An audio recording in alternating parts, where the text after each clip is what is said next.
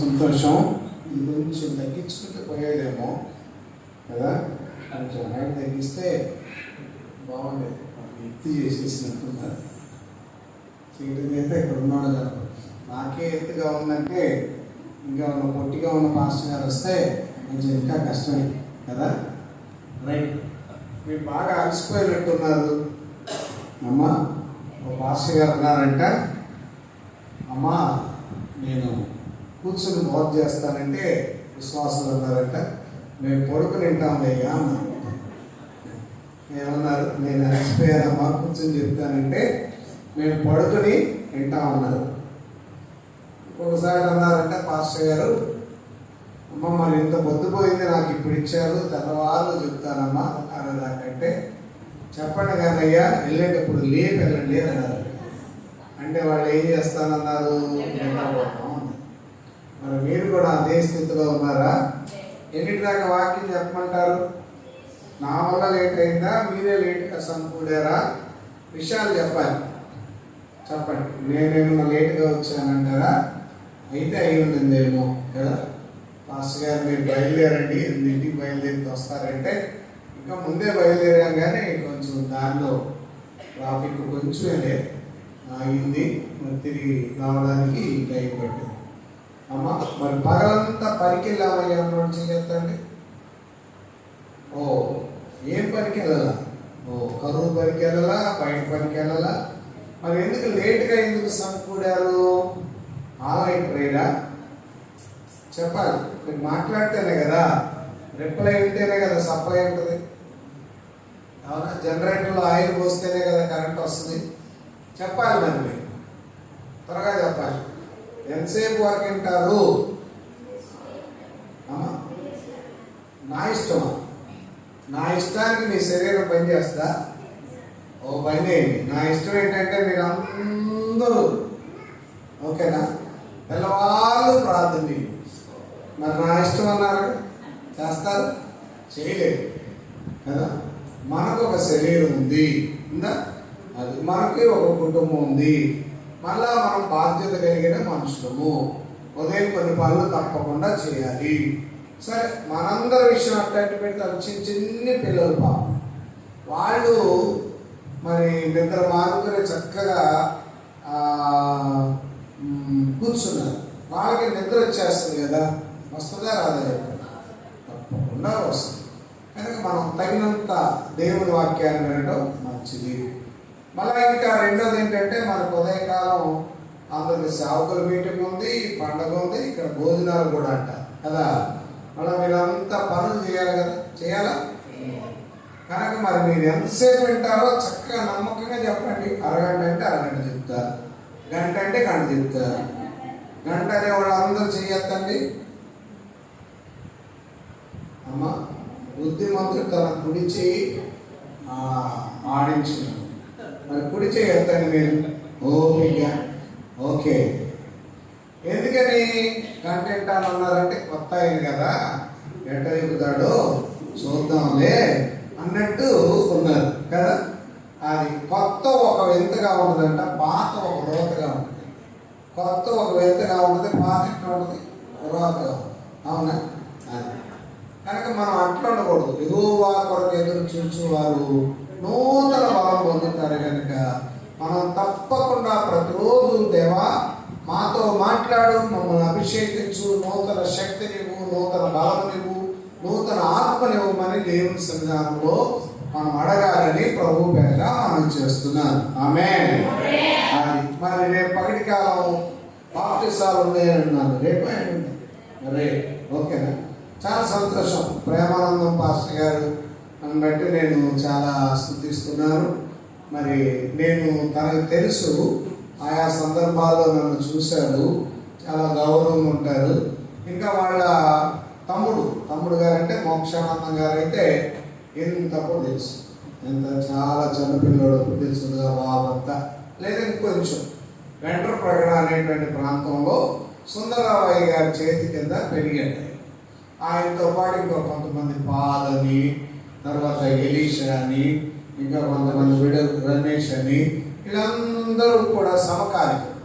నేను అప్పటి కాలంలో మంచి యవనస్తుడిగా ఉన్నప్పుడు వాక్యం చెప్పడానికి వెళ్తే అక్కడ వాష్రూమ్ ఉండేవి కాదు, బకెట్ పొంగి బయటకు వెళ్ళాల్సి వచ్చేది. అప్పుడు చెంబు పట్టుకుని నా వెనకాలే వచ్చేవాడు ఎవరు పాస్టర్ గారు, నా ప్రక్కనే ఉండేవాడు. పాపం అన్ని సేవ చేసేవాడు. ఈరోజు ఆయన చాలా పెద్ద ఆయన అయిపోయాడు, చాలా ఉన్నతమైన స్థితిలోకి. తన నామమును పెట్టి చూపిన ప్రేమను మరచుటకు దేవుడు అన్యాయస్తుడు కాడు. మీరు కూడా అంతే. నేను మళ్ళా చెప్తున్నా, మీరు ఏం చేసినా, మంచి చేసినా దానికి ఫలం పొందుకుంటారు, చెడ్డ చేసినా ఫలం పొందుకుంటారు. మేలు చేస్తే మేలైన దాన్ని చూస్తారు. మేలు నొందు వాడు దేవుని సంబంధి కాదు, మేలు చేయువాడు దేవుని సంబంధి. అది ఒకటే గుర్తుపెట్టుకోండి. ఎవరు దేవుని సంబంధులు అంటే బైబిల్ పట్టుకొచ్చేసాం, పాటలు పాడేసాం, వాక్యం చదివేసాం, అయ్యా మేము ఆ కార్యం చేసాం, ఈ కార్యం చేసాం అంటే కాదు. కానీ మేలు చేయువాడు, ఎవరికి మేలు చేయాలి అని మనం చూసినట్టయితే మనుషులందరి దృష్టికి మేలైన దాని గురించి శ్రద్ధగా ఆలోచన చేయాలి. ఇంకా ఎవరికి మేలు చేయాలి అని మనం చూస్తే, శత్రువు ఆకలి కొంటే అన్నం పెట్టాలి, దాహం కొంటే నీళ్ళు ఇవ్వాలి. ఆ కీడు చేత జయించబడక మేలు చేత కీడును జయించవచ్చు. అమ్మ, మీ భర్త తింటారు, చక్కగా ఉండి అన్నం పెట్టి ఈరోజు ప్రార్థనకి వెళ్ళొద్దు అంటే కూడా ఇంటికాడే ఉంది ప్రార్థన చేశానయ్యా, మా ఆయన అస్సలేమి తిట్టలేదయ్యా అన్నవాళ్ళు నిజాయితీగా ఉంటే చక్కగా చెయ్యిస్తారు. వేరుగా చూసారా? కామికి సెలవు ఇవ్వలేదంట స్కూల్ టీచర్కి. ఏమా సెలవు పెడతానన్నావు అంటే సైతాన్ సెలవు ఇవ్వలేదు అన్నారు. ఎవరు సైతాన్? ఎవరు? Head master. ఓ, మరి ఆ మాట తీసుకెళ్ళి హెడ్ మాస్టర్ చెప్పేస్తుంది కదా, అవునా కాదు? మరి మనం ఎందుకు ఇవ్వలేదో కాదు కదా. మేలు చేయవారు దేవుని సంబంధులు. ఒక ప్రత్యేకంగా మీరు దేవుని సంబంధాలను గుర్తించబడాలంటే మీరు మనుషులందరి దృష్టికి మేలైన దాని గురించి శ్రద్ధగా ఆలోచన చేయాలి అని ప్రభు పేట మనం చేస్తున్నాను. దేవునికి మేము కలుగును గాక. హల్లెలూయా. ముఖ దర్శనం చాలయ్యా, ముఖ దర్శనం చాలయ్యా. పాట ఎక్కువ పడింది, చప్పట్లు కొంచెం తగ్గించండి. పాట ఎక్కువ పాడారు, చప్పట్లు ఎక్కువ పడితే రేపు లెగిసిపోతాయి. లెగిస్తే స్లాబ్ వేసుకోవచ్చు. అవునా? తర్వాత కూడా పాట పాడాలి. ముందు హృదయంలో నుండి ఉద్యోగం రావాలి, శరీరంలో నుండి కాదు, హృదయంలో నుండి రావాలి. అవునా? కొత్త పాస్టర్ గారు అప్పుడు మీరు ఎంతగా ఉంటారో, విశ్వాసం కలిగి ఉంటారో, భక్తి పనులాగా కనుకుంటారు కదా. ఇప్పుడు పాస్టర్ గారు ఏమనుకుంటారు? ఇంకా మేము కూడా ఏమనుకుంటాం, నాకు ఎంత ఆసక్తిగా ఉంది సిస్టర్ అని అనుకుంటాం కదా. ఆసక్తి విషయంలో మాంద్యులుగా ఉండకూడదు, ఆత్మలో తీవ్రత కలిగి ఉండాలి, ప్రార్థనలో పట్టుదల కలిగి ఉండాలి. మనం చేస్తున్నాను. దేవుడికి మేము కలిగింది కాక. హల్లెలూయా. ఈ రాత్రి మీరు మెలకువగా ఉండి పగలు నిద్రపోతే, ఈ రాత్రి మెలకువగా ఉన్నారు, పగలు నిద్రపోయారు. అది ఎట్లా అంటే, ఒక వాచ్మ్యాన్ గారు ఒక రాత్రి కలగని పిల్లారి వాహనం చెప్పాడంట, అయ్యా మీరు పొద్దున్నే ట్రైన్కి వెళ్ళొద్దు అయ్యా, ఆ ట్రైన్ యాక్సిడెంట్ అవుద్ది అని చెప్పాడు. ఈయన చాలా మంచి ఆయన కదా అనుకుని పాపం ఆయన వెళ్ళలేదు.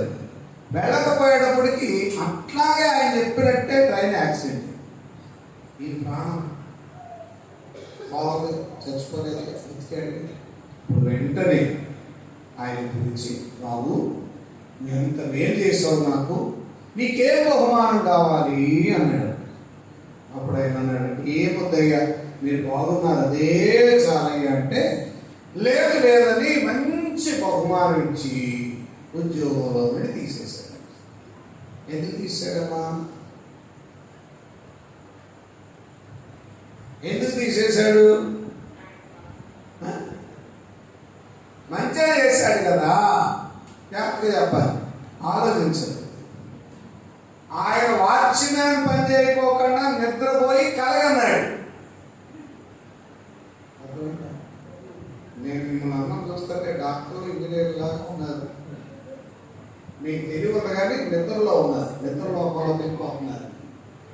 తప్పకుండా వదిలిపెడితే ఫోన్ లోకంలోకి వెళ్తారు. ఎందుకు తీసేశారు ఉద్యోగం చెప్పండి అమ్మా? అది ఏం చేయాల్సిన ఆయన ఏం చేశాడు? వాచ్మ్యాన్ గా ఉండి ఇదంతా కాపాడవలసిన ఆయన పడుకుని పోయాడు, నిద్రపోయాడు. మరి రేపు కూడా నిద్రపోతే ఏం జరుగుతుంది? ఆ ఫ్యాక్టరీని అంతా కూడా దోచేస్తారు కదా, నష్టం కలుగుతుంది కదా. మరి ఈ రాత్రి మీరు చక్కగా ప్రార్థనకు వచ్చారు, మంచిదే. ఉదయం మళ్ళా లేవాలి, పంపులు పోయే టయానికి లేవాలి, భర్తలకి క్యారేజీలు కట్టే టయానికి లేవాలి, కాలేజీకి వెళ్ళే టయానికి లేవాలి, పిల్లలు ఇప్పుడు స్కూల్లో వెళ్ళండి స్కూల్కి పంపించే టయానికి లేవాలి. మీరు బాధ్యత కలిగినటువంటి వ్యక్తుల్లాగా ఉండాలి. హల్లెలూయా. ఏమా లేవలేదు అంటే రాత్రి ప్రార్థనకి వెళ్ళానమ్మా అంటే సరిపోతుంది. నా క్యారేజ్ కట్టలేదు అని అంటే ఒక రోజు ప్రార్థనకి వెళ్ళాను అనుకో, క్యారేజ్ కట్టకపోతే ఏమైందంటే, మరి నేను పనికి వెళ్ళకపోతే ఏమైందంటే ఏం చేస్తారు? మనకి దేవుడు రోజుకి 24 గంటలు ఇచ్చాడు. ఎన్ని గంటలు పని చేసుకోవాలో చక్కగా చెప్పాడు, ఎన్ని గంటలు నిద్రపోవాలో చెప్పాడు. ఇది మనం పాటించాలి. ఆమేన్. కనుక తప్పకుండా మీరు బాధ్యత కలిగిన వ్యక్తుల్లాగా ఉండాలని ప్రభు పేట మనం చేస్తూ ఉన్నాం. ఆమేన్. అందరూ లేచిన కూడా ఒక సగం పాడినాక కూర్చుందు. అన్నపానములు మరచి నీతో గడుపుట పరలోక అనుభవమే నాది ఉన్నత భాగ్యమే. అన్నపానములు మరచి నీతో గడుపుట పరలోక అనుభవమే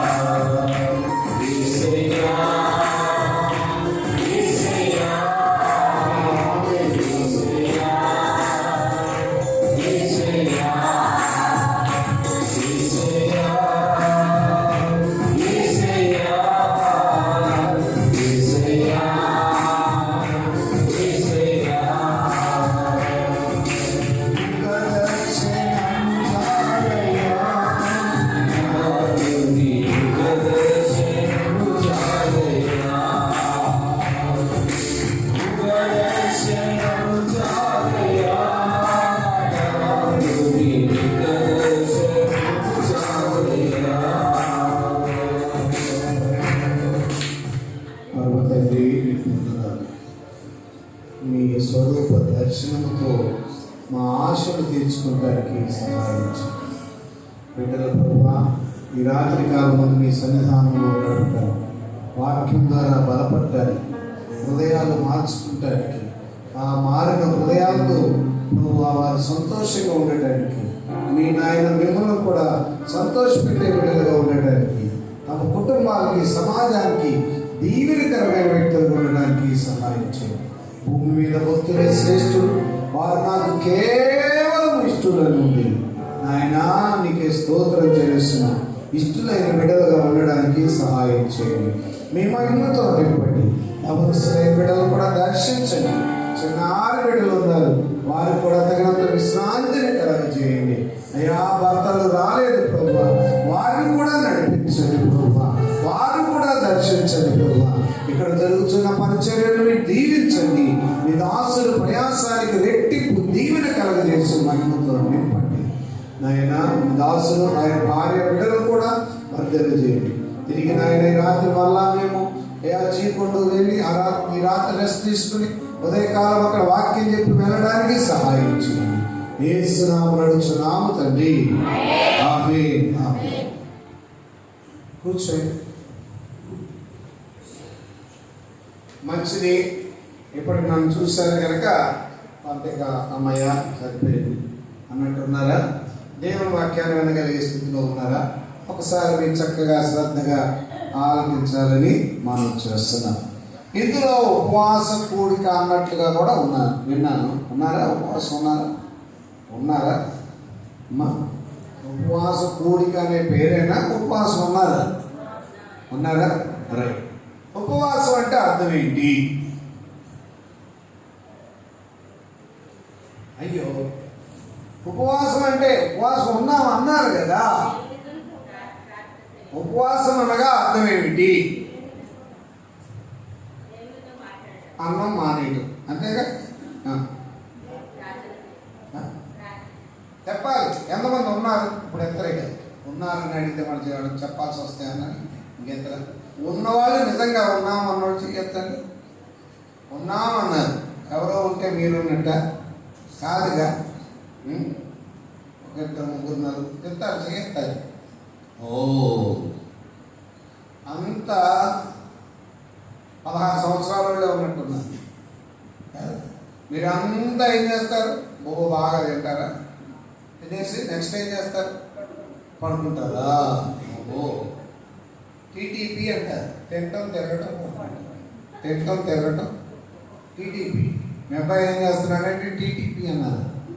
టీసీ లాగాను, టీసీ రైల్వే టీసీ అన్నట్టు తింటం తిరగటం పడుకోండి. అది కాదు కదా.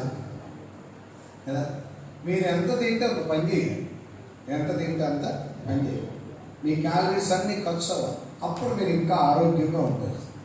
అవునా? ప్రతిదానికి ఎండలో అని పెడతాం. ఎండలు మీకేనా? అందరికొన్నాయి, భక్తులకున్నాయి, భక్తి లేనోళ్ళకున్నాయి, ముసలోళ్ళకు ఉంది, యవనస్తులకి అండి, ఉన్నోళ్ళకి అండి, లేనోళ్ళకి అండి కదా. సాగితే ఏముంది అండని చెప్పుకుంటాం, సాగపోతే ఏముంది పనికి వెళ్తాం. అవునా? అది మరి చూడండి, నాకు 62 సంవత్సరాల వయసు. ఈ వయసులో కూడా మరి నేను తిరుగుతూ నిద్రగాస్తూ పనులు చేస్తూ, పని అంటే చాలా శ్రద్ధగా చేస్తాను. పని అంటే చాలా శ్రద్ధ, అంటే ఇక శ్రద్ధే. చిన్న పొరపాటు కూడా జరిగితే కూడా ఊరుకోదు, అంత శ్రద్ధగా పనిచేస్తాను. ఎందుకంటే పరలోకంలో పనులు ఏం లేవు. నువ్వు ఉపాయం కానీ జ్ఞానం కానీ ఉపయోగించడానికి ఏమీ లేదు. భూమి మీద ఉండగానే శ్రద్ధగా పనులన్నీ చేసుకోవాలి. ఓకేనా? శ్రద్ధగా. Okay, right. వినండి. మరి ఉపవాసం అనగా, ఉపమి అనగా దగ్గర, వాసం అనగా నివసించడం. ఉపవాసం అంటే అర్థం ఏంటంటే ఉపమి అనగా దగ్గర. చెప్పండి. ఉపమి అనండి. ఉపమి అనగా దగ్గర, వాసం అనగా నివసించుట. ఉపవాసం అనగా దేవునికి దగ్గర, భోజనానికి దూరంగా ఉండడం. భోజనానికి దూరంగా ఉండడం. మనకి ఉపవాసం ఉండటం చేత లంకణం పరమ ఔషధం అంటారు. ఉపవాసం ఉండటం చేత ఆరోగ్యానికి కూడా మంచిది కదా. అది ఉపవాసం అంటే అర్థం ఏంటంటే దేవునికి దగ్గర. అన్నం మానేయడం కాదు ఉపవాసం అంటే. అన్నం రకరకాల కారణాలుగా మానేస్తారు. వినండి. ఒకటి, డబ్బులు లేవు, అన్నం మానేస్తారు. భర్త మీద పోట్లాడారు, అలిగారు, అన్నం మానేస్తారు. డైట్ చేయాలి, అన్నం మానేస్తారు. అవునా కదా? చెప్పండి. అవునా? ఇంకా ఎవరికన్నా ఆడవలసి వచ్చిందనుకోండి, అన్నం పెట్టాల్సి వస్తేమని అన్నం మానేస్తారు. రకరకాల కారణాలు ఉంటాయి బావు కదా. పనిలో పడతారు, కొన్నిసార్లు అన్నం మానేస్తారు. ఇది కాదు, దేవుని ఎడల విశ్వాసంతో ఉన్నదే ఉపవాసం కదా. నినివే పట్టణం అనేటువంటి ఒక పట్టణం ఉంది.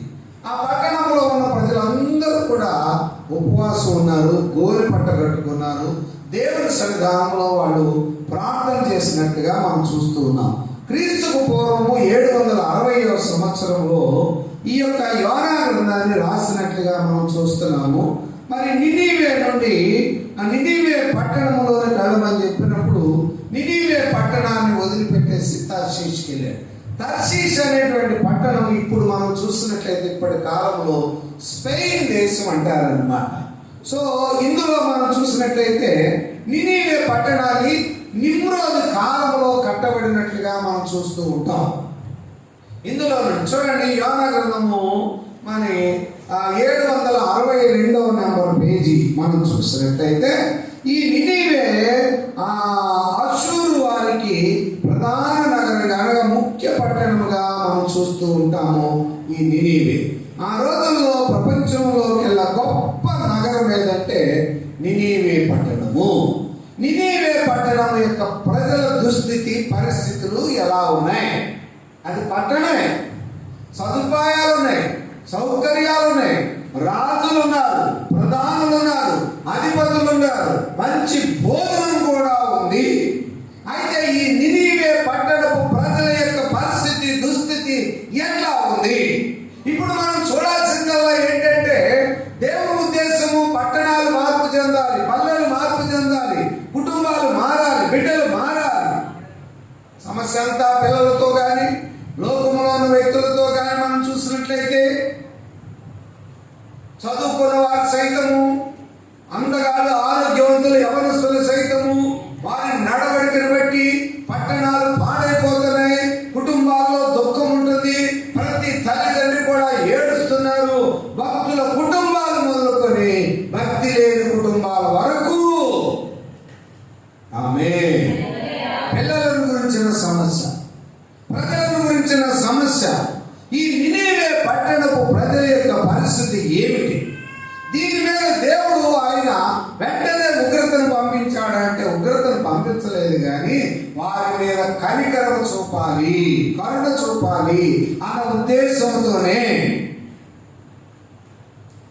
చూడండి, నినివే పట్టణం యొక్క పరిస్థితిని మనం చూసినట్టయితే అందులో నుండి దేవుని పిల్లగా మరి ఎట్లా ఉంది అని మనం చూస్తే 2వ వచనం, 1వ అధ్యాయము 2వ వచనం చదవండి.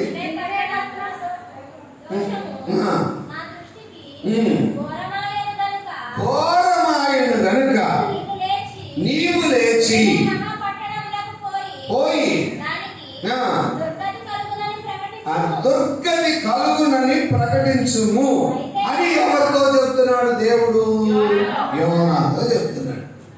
ఏమ్మా, ఈయన ఒక ప్రవక్తగా ఉన్నాడు, లేదా ఒక స్వార్థికుడుగా ఉన్నాడు, దేవుని వాక్యాన్ని ప్రకటించేటువంటి ఒక దైవజనుడిగా కనబడుతున్నాడు.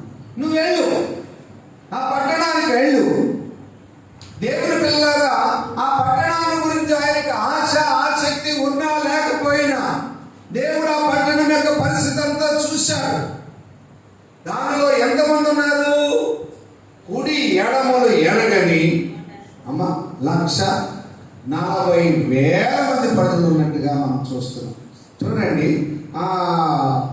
క్షమించండి, 1,20,000 కంటే 4వ అధ్యాయము 11వ వచనం చదవండి నాన్న. 4వ అధ్యాయము 11వ వచనం. అమ్మా, 120,000 కంటే ఎక్కువైన కుడి ఎడమల ఎరుగని జనము బహుపశువులు గల నినివే మహాపురం విషయంలో నేను విచారణ పడనా.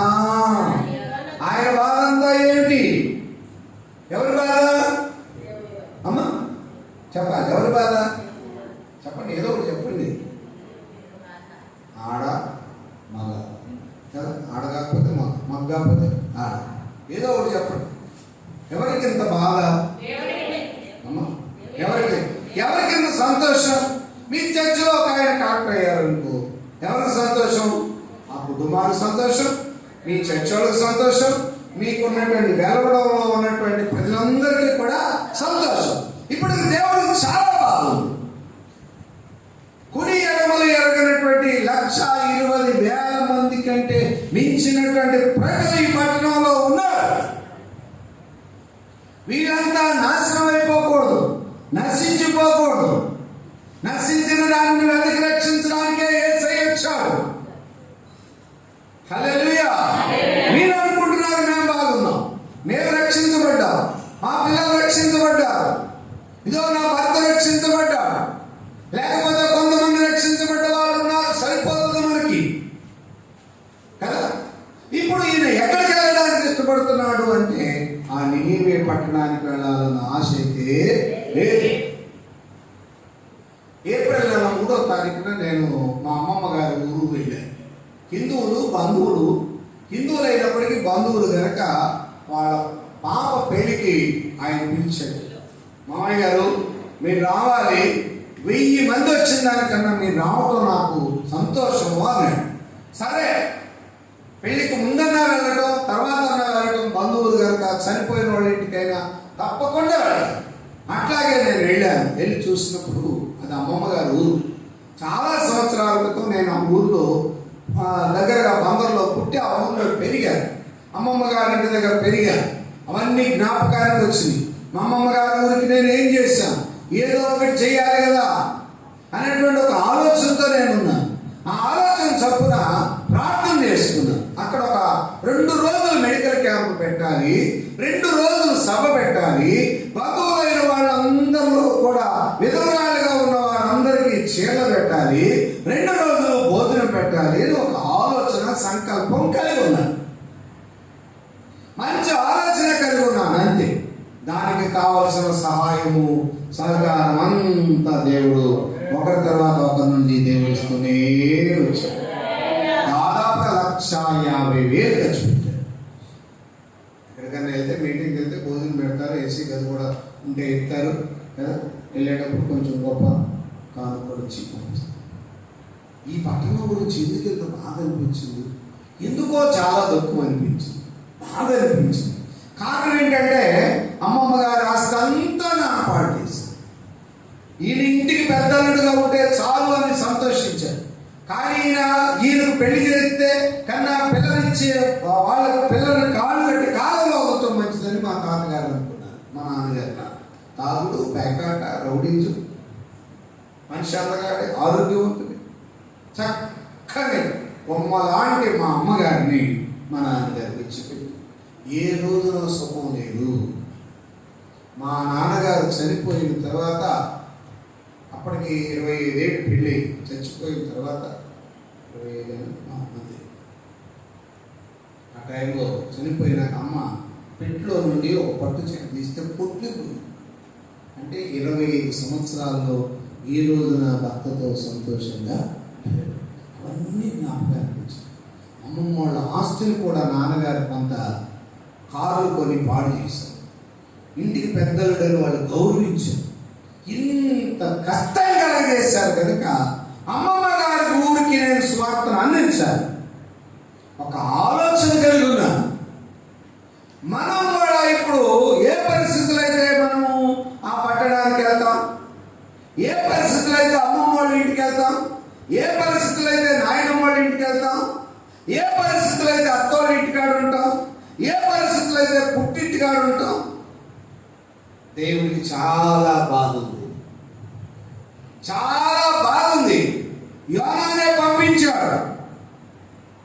దేవుడికి చాలా బాగుంది. తన ఏకైక కుమారుని లోకానికి పంపించాడు. హల్లెలూయా. యోనాను సువార్తను ప్రకటించడానికి పంపించాడు. దేవుడైతే యేసుక్రీస్తు వారిని ఆయన తన ప్రాణాన్ని బలిగా అప్పగించడానికి పంపించాడు.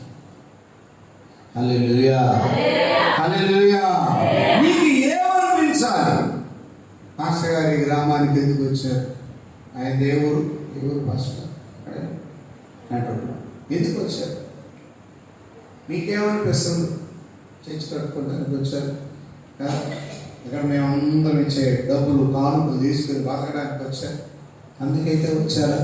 అందుకైతే వాళ్ళు ఇంత దూరం రావాలా? విజయవాడకే 40 కిలోమీటర్ల వెంటపడాడు ఉంటే 40-35 ఉంది. 40. మళ్ళీ అక్కడ నుండి ఇక్కడికి 40 కిలోమీటర్లు. ఇంత దూరం రావాలా? సదుపాయ సౌకర్యాలు కలిగిన తర్వాత వచ్చారా? ఎందుకు వచ్చారు? ఏమి చేయడానికి వచ్చారు? గ్రామంలో బ్రతకడానికి రాలా, బ్రతికించడానికి వచ్చారు. నశించిపోతున్న ఆత్మలను రక్షించడానికి వచ్చారు. స్వార్థను ప్రకటించడానికి వచ్చారు. మీ పిల్లలలో చాలా మందిని విద్యావంతులు చేయడానికి వచ్చారు. ఆరోగ్యవంతులుగా ఉంచడానికి వచ్చారు. ఇంకా దేనికి వచ్చారు చెప్పాలి? ఏం కాబోతున్నారు? ఈరోజు ఇక్కడ ఉన్న పిల్లల్లో ఎవరు ఏం కాబోతున్నారో తెలుసా? నేను రామలింగేశ్వర దగ్గర వెళ్ళినప్పుడు మంచి ఉద్యోగాన్ని వదిలిపెట్టుకుని ఒక్క వ్యక్తి కొరకు స్వార్థను ప్రకటించడానికి వెళ్ళాను. ఇంతలో బురదలో వెళ్ళాను, చేతుముకాయ తిన్నాను, చెట్ల కింద పడుకున్నాను, బోరు నీళ్లు తాగాను. ఎవరు నన్ను పంపించలేదు, నేనే వెళ్ళాను. ఎందుకు? దేవుడు ఆత్మ చేత నడిపించబడి బ్రతకడానికి కాదు, బ్రతికించడానికి. పోగు చేసుకుంటున్నామా, పోగొట్టుకుంటున్నామా? ఏంటమ్మా? పోగు చేసుకుంటున్నామా, పోగొట్టుకుంటున్నామా? బైబిల్లో కొంతమంది పోగు చేసుకున్నారు, ప్రాణాలు పోగొట్టుకున్నారు, ఆరోగ్యం పోగొట్టుకున్నారు, కుటుంబాలు పోగొట్టుకున్నారు, నిత్యత్వాన్ని కూడా పోగొట్టుకున్నారు. చాలా విషయాలు చెప్తారు అమ్మా. ఇక్కడ మనం చూస్తే దేవుడికి చాలా బాగుంది ఈ ప్రజలను రక్షించాలి. వేరు ఆ ప్రాంతంలో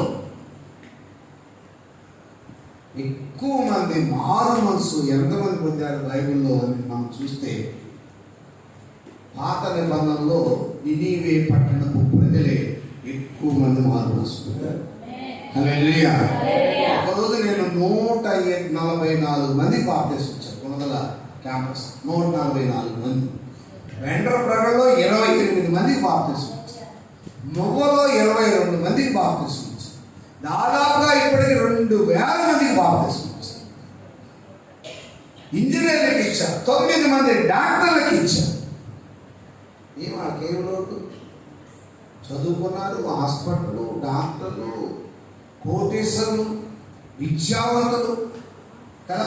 ఈ పట్టణంలో ఎవరెవరున్నారు? నాకు ఈ పట్టణంలో బహుజనం ఉన్నారని దేవుడు పౌలుతో మాట్లాడినట్టుగా ఈ రాత్రి కాలంలో ఈ పట్టణం ఏ స్థితిలో ఉంది?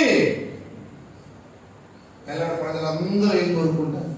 పంటలు కావాలి, పనులు కావాలి, సొంతలు కావాలి, రోడ్లు కావాలి, లైట్లు కావాలి, అన్నీ కావాలి. అన్నీ ఉన్నాయి. అన్నీ ఉన్న తర్వాత కరలోపల సంపాదించుకుని మా ప్రాణం ఏంటి ప్రయోజనం?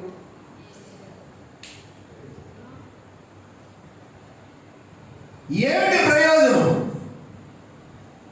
అందంగా ఉన్నావు మంచిదే, ఆరోగ్యంగా ఉన్నావు మంచిదే, విద్యావంతుడిగా ఉన్నావు మంచిదే, సంపాదన పరుడిగా ఉన్నావు మంచిదే. ఈరోజు ఇంట్లో ఏదో కొంచెం కబోర్డ్ అవన్నీ చేసినప్పుడు ఇల్లు చూస్తే చాలా లోపాతం ఉంది. బయట అనుకున్నాను ఇదంతా శాశ్వతం కాదు కదా. హల్లెలూయా. ఇది శాశ్వతం కాదు. ఎంతో అతిశయంగా మాట్లాడుకుంటాం. దేవుడు ఒక పట్టణాన్ని చూసినప్పుడు ఆ పట్టణ విషయమై ఆయన ఏడ్చాడు. ఎంత కనికరం ఈ పట్టణం మీద ఉందో చూడండి. ఈ రాత్రి కాలం ఉపవాస ప్రార్థన ఎందుకు ఇవన్నీ అర్థం చేసుకోవాలంటే దేవుడు మీ మీద కనికరం చూపుతున్నాడు. హల్లెలూయా. దేవుడు ఆయన పంపిస్తే ఆయన వెళ్ళడానికి మనసు లేదు. నేను 150,000 ఖర్చు పెడితే ఆ పట్టణం నుండి ఒక అద్భుతం ఏంటో చెప్పిన, ఊరంతా స్వార్థ అందించబడిందని అందరూ సంతోషించారు. దాదాపుగా 62 సంవత్సరాలు లేదా 63, నాకన్నా కొంచెం పెద్ద మా చిన్న తాత గారి కుమార్తె, డాక్టర్ గారి కుమార్తె, ఆమె కూడా MA లిటరేచర్ చేసింది. తర్వాత షార్ట్ హ్యాండ్ అంటారు. టైపులో అంతకుముందు టైపు, లోయరు, హైయరు, షార్ట్ హ్యాండ్ అని ఉండేది. ఇప్పుడంటే కంప్యూటర్ వచ్చేసింది. అమ్మ ఆమె హృదయం తెరవబడింది. 3వ తారీఖు నేను పలకరించినప్పుడు ఆమె నన్ను చూసి అసహించుకున్నాను. ఎవరు ఈ అబ్బాయి, నాకు అసలు తెలవదు, నేను తెలవదాను, కానీ ఆమె నాకు పిన్ని అని తెలుసు. ఆమె పడిన బాధ నాకు తెలుసు. తండ్రి లేని, తల్లి లేని, అన్న చచ్చిపోయాడు, చెల్లి చచ్చిపోయింది, భర్త లేడు, ఒంటరి మహిళ, పిల్లలు లేడు. ఆ దేవస్థితిని చూసినప్పుడు చాలా హృదయంలో బాధేసి చేతులు పట్టుకుని పిన్ని అని బాధిస్తే, ఏంటి మాతగా పిన్ని పిన్ని నువ్వు అంటే కొంచెం ఇష్టం లేదు. రెండోది ఎప్పటి కాలపో మనిషి కనుక నేను పట్టుకుంటే కూడా తనకు అసహ్యం అనిపించింది. పక్కన వాడు కూడా వెళ్ళిపోయింది బంధువులు. ఇప్పుడు కాలంలో అలా ఉంటారు. అయినా ఆయన ఏం చేశారు, పలకరించారు కదా చెయ్యి అందరూ. అది మొదటి రోజు మీటింగ్కి రాలా. మీ మీ మీ ఇంటి పేరు గల బాబు ఇక్కడ వాక్యం చెప్తున్నారంట, మీటింగ్లు పెట్టారంట, 3 మంది జనం వెళ్తున్నారంటే ఆమెకు అసహ్యం పుట్టింది రాలా. రెండో రోజు ఉదయకాలం నేను అమ్మగారు కలిసి బంధువులందరి దగ్గరికి వెళ్తూ ఆమె కూడా ఒక చీర తీసుకుని వెళ్ళాను. ఆ దీనస్థితి ఏంటో చెప్పాను. ఇట్లాంటి వరండా కూడా కాదండి, బాగా బ్రతుకున్నాను. తండ్రి డాక్టర్ చెప్తున్నానుగా, అన్నయ్య పిల్లలు కూడా రిచ్గానే ఉన్నారు. అన్నయ్య చనిపోయాడు. ఈ పెళ్ళికే అప్పట్లోనే 35,000 పొలం అమ్మి, అక్కడ పొలం అమ్మి పెళ్లి చేశారు. ఇప్పుడు అది 30 లక్షలు. ఎర్రగా చక్కగా బొమ్మలాగా ఉండేది నాకు తెలిసి. ఆ వరండాలో నుండి ఫ్యాన్ లేదు, 500 రూపాయలు ఇంటది. ఆ వరండాలో పాపం ఏమి కింద పట్టా కూడా లేదు, నీళ్ళు అల్లరి పడుతుంది. నేను కారేసుకెళ్ళి పిన్ని అని పలకరించాను. వెంటనే అసలు ఎట్లా దేవుడు దర్శించాడు చూడు, హృదయం మారిపోయిందంతే. నిజం చెప్తున్నా, ఆ రోజు నా పలకరింపు కంట కళ్ళమ్మ నీళ్ళు వచ్చినాయంట. ముందు రోజేమో కఠినం అయిపోయింది, రెండో రోజేమో కనికరం వచ్చింది. ఇక్కడ యోనానేమో కఠినం చేసుకున్నాడు, యోనాని దేవుడు పంపించాడు. ఎంత ప్రణాళిక చేసుకున్నాడో తెలుసా?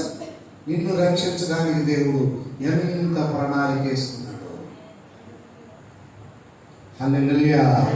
ఇది మనం గుర్తించాలి, ఇది మనం గ్రహించాలి, ఇది మనం తెలుసుకోవాలి.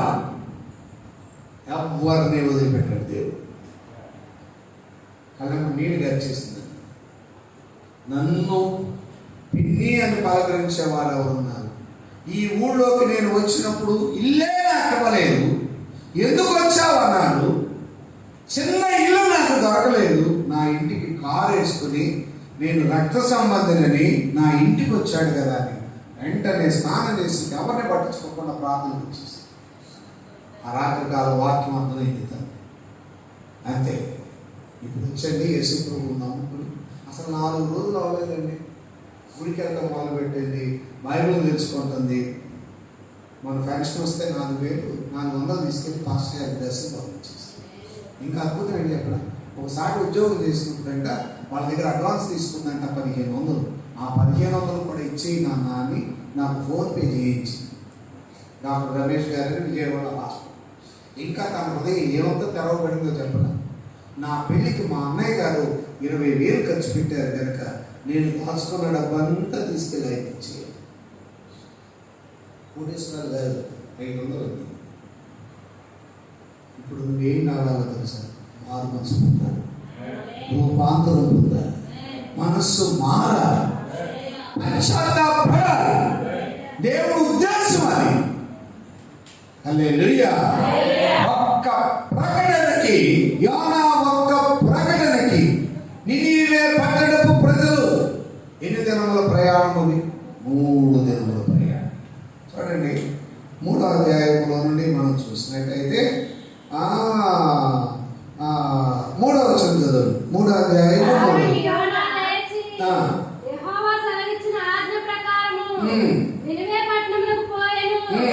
నినివే పట్టణము దేవుని సన్నిధికి గొప్పదని 3 దినముల ప్రయాణం అంతా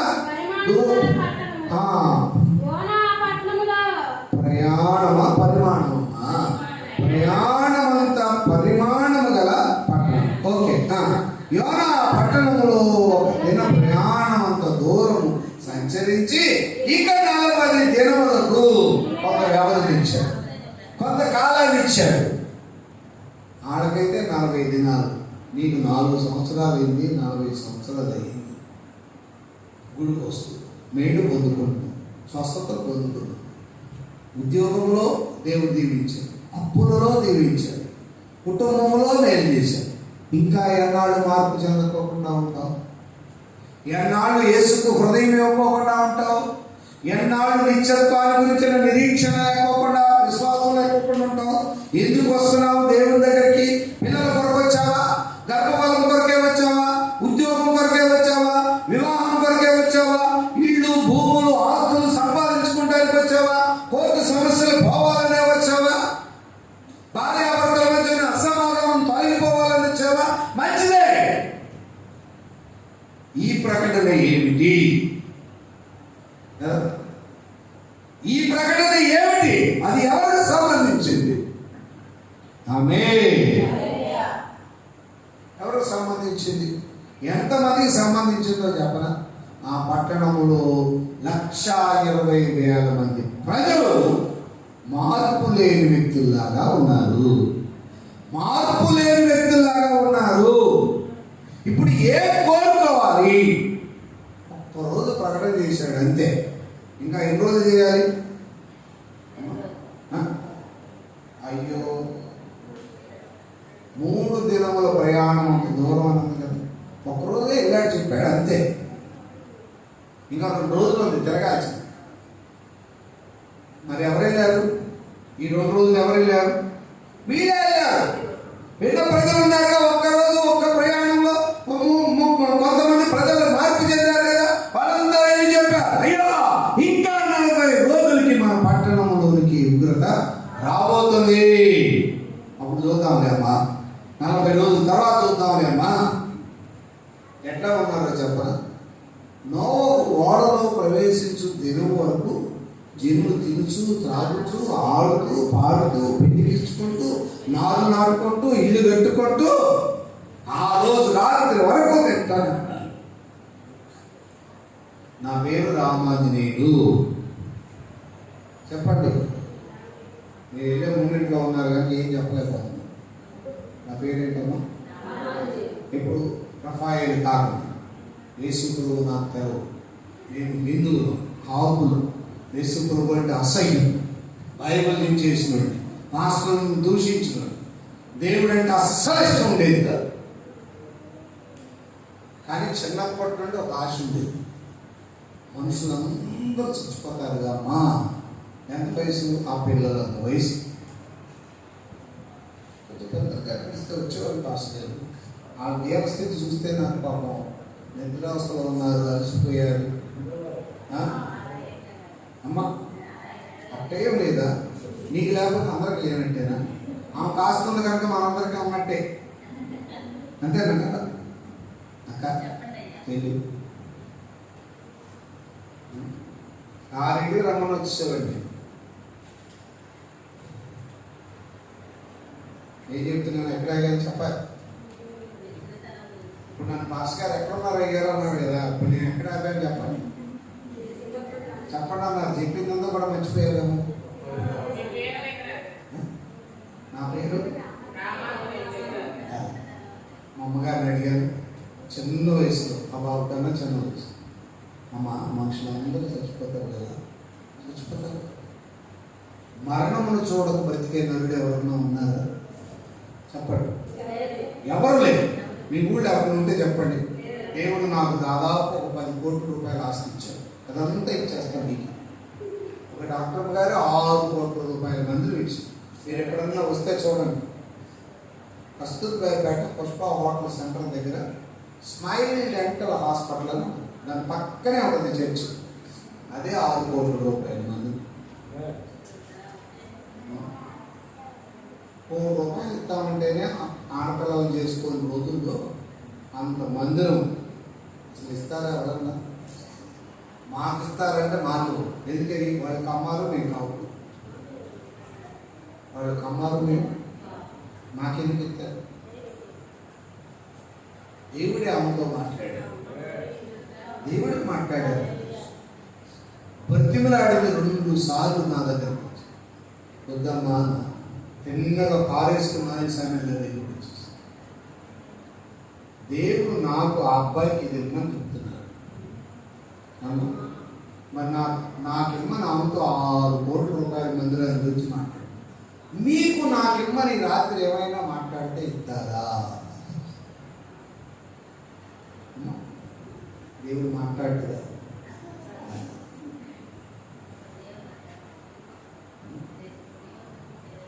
చెప్పండి. మాస్టర్ గారితో దేవుడు మాట్లాడి ఆ బాబుని నాకు అసిస్టెంట్గా పంపించేయమంటే పంపిస్తాడు ఆయన. వాళ్ళ ఆవిడ ఊరుకుంటారా? వాళ్ళ చెల్లు అక్క ఆమె ఊరుకుంటారా? నాకు సంఘస్థలు మీరు పంపిస్తారా? ఏంటయ్యా దేవుడు మాట్లాడు కదా. మీ బాబు సేవ చేయాలి, కీబోర్డ్ వాయించాలి అని ఆశ ఉంటుంది మీకు కూడా. అవును, ఎంత అద్భుతంగా చూశారు. అసలు నేను ఎందుకు యోగ్యున్నా, ఎట్టా ఇచ్చారు, ఎందుకు ఇచ్చిందని ఎంత అద్భుతంగా, ఎంత ఆశ్చర్యకరంగా దేవుడికి మహిమ కలుగుతుంది. ఒక ఫ్యాన్ ఒక చుక్కతో దేవుడు వాక్యం చెప్పడానికి వాళ్ళ నాన్నగారి దగ్గరికి ప్రతి మంగళవారం వెళ్ళి వాక్యం చెప్పచ్చు. డ్యూటీ నుండి వచ్చి స్నానం చేయకుండా కాళ్ళు గడుపుకొని, స్నానం చేస్తే మన బట్టలు కాళ్ళ కడుపుతో పేగులన్నీ ఎండిపోయినాయి. తినే రోజుల్లో అన్నం లేదమ్మా నాకు, తిందాం అనుకున్నప్పుడు ఆరోగ్యం లేదు. అర్థమైందా? అటువంటి దేవుడి స్థితి. ఆ రామాంజనేయులు అనే వ్యక్తికి దేవుడి సువార్తను ఒక ముస్లిం మాస్టర్ గారి ద్వారా అందించారు. అమ్మని అడిగాను, అమ్మ చచ్చిపోయినాక ఎక్కడికి వెళ్తారు? పాపం చేసిన వాళ్ళందరూ నాకు వెళ్తారు, పుణ్యం చేసిన వాళ్ళందరూ దేవుడు, అందరూ పాపం చేస్తున్నారు అమ్మా. కృష్ణానదిలో స్నానం, కార్తీక మాసాలు, కేదారేశ్వర వ్రతం, పూజలు, పురస్కారాలు ఎన్నో చెప్పింది మా అమ్మ. అన్నీ చేసేవారు. హృదయంలో మార్పు. నేను విజయవాడలో పాలిటెక్నికల్ చదువుతున్న రోజుల్లో దేవుడు ఆశ్చర్యకరంగా దేవుడు నన్ను దర్శించాడు. ఒక బుక్ పోయింది, దాని ద్వారా ప్రార్థన చేసుకున్నాను, అట్లా దేవుడికి దగ్గరయ్యాను అని. వేసుకోకుండా ఇంట్లో అందరూ ప్రేమించారా? ప్రేమించారా? పొట్టి ఇంట్లో నుండి బయటకు చేస్తుంది. దేవుడు ఎంత గొప్ప దేవుడు వచ్చింది. జీవితానికి సాలిన దేవుడు, సరిపోయిన తండ్రి. నాకు భౌతికమైన స్థితిగతులు కాదు కానీ నేను కోరుకున్నది ఏదో దేవుడు నాకు ఇచ్చింది. మన పాపాలన్నీ పోవాలంటే ఏం చేయాలంటే మా అమ్మ చెప్పింది, కృష్ణానది, కార్తీక మాసం, కేదారేశ్వర వ్రతం ఇవి చేశారు. అమ్మ అల్లరి మానేవాడు కాదు, గొడవ, రౌడీజం, అల్లరి పిల్లలతో చెడ్డపరులు, ఇవన్నిటి నుండి యేసయ్య ఆశ్చర్యకరంగా వినిపించు. నాతోనే ఆగిపోలా రక్షణ, నాతోనే ఆగిపోలా రక్షణ. మా అమ్మమ్మ గారు, మా అమ్మ 7 సంవత్సరాలు నాన్నగారు చనిపోయిన తర్వాత ఓవర్ బ్లీడింగ్ వ్యాధితో వారు 7 ఏళ్ళు. ఒక ఆడపిల్ల డిసెంబర్ 3న నాన్నగారు చనిపోతే ఫిబ్రవరిలోను జనవరిలోను అక్క పెళ్ళి తను బ్రతకలేదు. ఆడపిల్లలాగా ఇంట్లో ఉన్న అమ్మ బట్టలన్నీ, ఆ ఓవర్ బ్లీడింగ్ బట్టలన్నీ కాళ్ళకి వెతుకుని తీసుకొచ్చి 7 ఏళ్ళు అమ్మకు సేవ చేశారు. మగపిల్లడు చదువుకుని ఉద్యోగం చేసే రోజులు, షుగర్ ఫ్యాక్టరీలో జాబ్ చేస్తూ ఆర్థిక బాధలు, పట్ట పేర్లన్నీ వెళ్ళిపోయాయండి. అన్నం ఉండేది కాదు, బట్టలు ఉండేవి కాదు. కంపెనీలో పాత బట్టలు కొనుక్కొని ఉద్యోగం చేశాను. ఇప్పుడు చెప్పుకోవాలని వీళ్ళ కారులో వచ్చాం. కారులో రావటంగా చర్చకు ఒక ఆయన ప్రార్థనకు వస్తారు. ఆయన 12 ఇన్నోవా కార్లు. మన పాస్ గారు చూసారు, 3 కార్లు వేసుకొచ్చాం, 22 మంది వచ్చాం. ఇల్లు ఇంకా రాత్రి 2 కార్లు వచ్చినాయి, 2 మెడికల్ క్యాంపులు పెట్టాం. పోయిన నెలలో 2 లక్షల రూపాయలు పెట్టి మీటింగ్లు పెట్టి మెడికల్ క్యాంప్. ఎంత మంచి దేవుడుగా ఉంది. మేలు చేయకని ఉండలేవయ్యా, ఆరాధించకని ఉండలేనయ్యా. రక్షించి